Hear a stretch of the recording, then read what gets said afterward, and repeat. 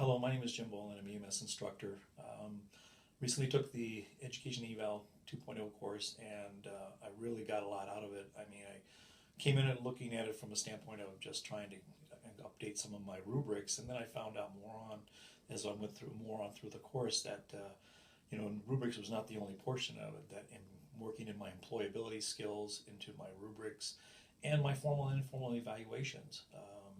Looking at it from the standpoint of the formal with the students with the actual grading system, the informal, which is the face-to-face portion of it with the students, where they actually get some feedback from the course. I found it very beneficial because our students want feedback and the students want to know how their progress is doing in the course. And so I found that to be very beneficial in this course overall. Got a lot out of it. I continue to use the resources and the tools that I've gotten out of the course to incorporate in my classes on a day-to-day basis.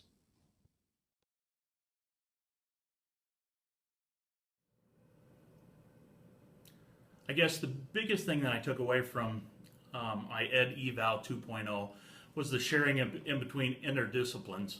There's not very many times here at the campus that math instructors get to spend a lot of time with trades instructors, or trades instructors get to spend a lot of time with nursing instructors.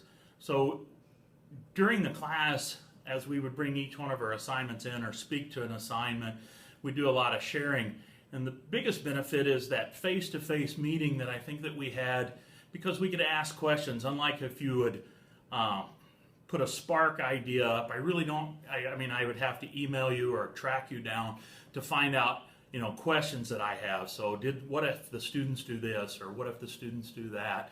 And there also, by other people being in the room, they'd ask a question that I wasn't thinking about, and I think that's a good question. That was a good way to phrase that to get more out of that assignment.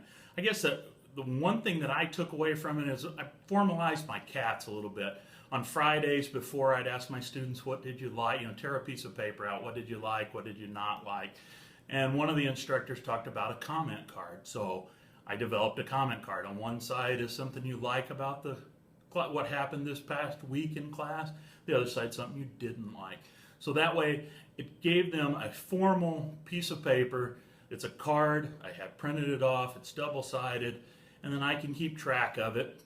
And they can tell me what they like and what they didn't like. So that would be one of the things that I use the most, I guess, from this class.